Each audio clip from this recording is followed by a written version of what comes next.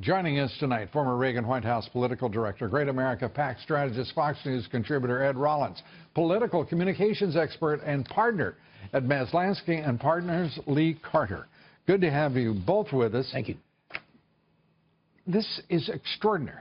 The Justice Department puts in a man, arguably one of John Podesta's closest friends, into the investigation, into the emails that have just been reopened. Is this just in your face on the part of President Obama and the public, and all standards and ethics be damned? I don't know what it is, but I don't think it's smart on behalf of President Obama. I think one of the criticisms we have right now is there's this whole idea that there's collusion, backdoor politics, that we're operating not in the interest of the people. This isn't going to help Hillary Clinton. It's going to hurt her. And Ed, this, you have been in the White House. You know how these things work. He is, by ordering, obviously, Attorney General Loretta Lynch to put Kazak in this thing's center stage.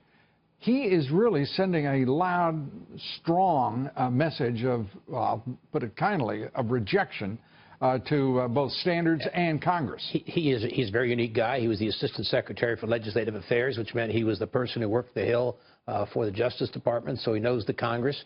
My sense is he basically is a Clinton loyalist, and he will basically be able to find what they need to find to make sure it doesn't get to the forefront. I think it's a terrible mistake on their part. They need to look cleaner than Caesar's wife, and they haven't at all in any of this. You know, we're going to be talking with the former assistant director of the FBI here about what this is doing, because this is also a very lousy signal to the FBI, its director, its deputy director, to all of the field agents involved. To do this, because this puts a political tone to this from the outset in the second phase, if you will. Let's talk about the phase we're in terms of these polls. What we witnessed today in the polls is remarkable.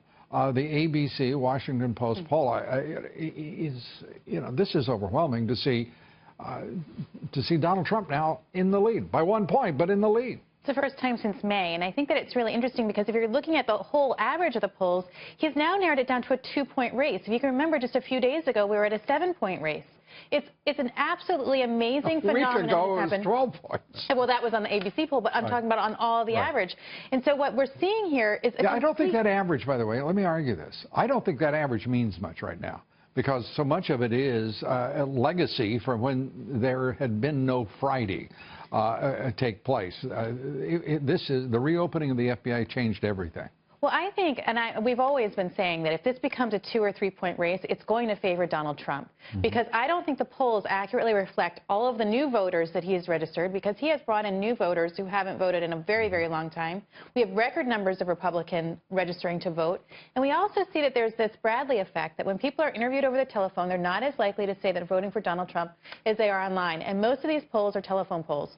So I think it's really important to understand that Donald Trump has, in fact, outperformed polls all the way through the primary, and I would imagine will continue to do so today. No reason to expect that he wouldn't. No, there's an intensity on the Republican side. Traditionally, Democrats have higher numbers. Republicans vote in greater numbers and more intensity. He really has an intense voter turnout today at this point.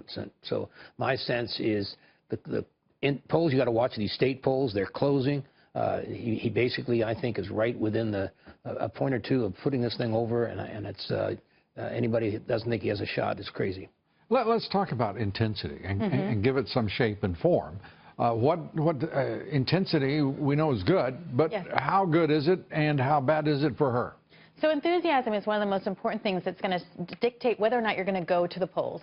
Donald Trump has picked up almost 10 points in some polls of enthusiasm in the last, since the email, since last Friday. And now Hillary Clinton has dropped. It's hard to believe it was just for that I know. those few days ago. Hillary Clinton has lost between 5 and 7 points of enthusiasm just in the same few days. So you're seeing a huge gap, and what that's likely to do is drive people to the polls in favor of Donald Trump. If you're losing enthusiasm, you're less likely to go to the polls. Bottom line is, if something else more important comes up, you're not going to go. And the greatest enthusiasm in the 2 Obama races were the African-American supporters. They're not intense in this race. In a state like North Carolina, it's a critical state. Black population is very, very important. They're not as intense there, and I think the vote is going to be much less. It's a really important point, because so many of the polls are looking at what happened from voter turnout the last time, not this time. That's And early voting. We're looking at these tremendous numbers of people who have participated in early voting, 22 million, and as many, some say as many as 50 million will be voting early before November 8th. How important are they? Give us a sense of where that vote stands right now. The fact that people are voting early doesn't mean they get to vote on Election Day. And so sometimes people misinterpret the early voting and think, my goodness, that means there's going to be way more people on Election Day. Sometimes your voters have voted early and there's not quite the intensity on Election Day. So my sense is that we're pretty much matching them, Republicans and Democrats. Who's leading right now in the early voting? I think in the states that matter, we are. We're very confident in the states that we need. And they obviously have more states, so places like California and elsewhere. Well, those states.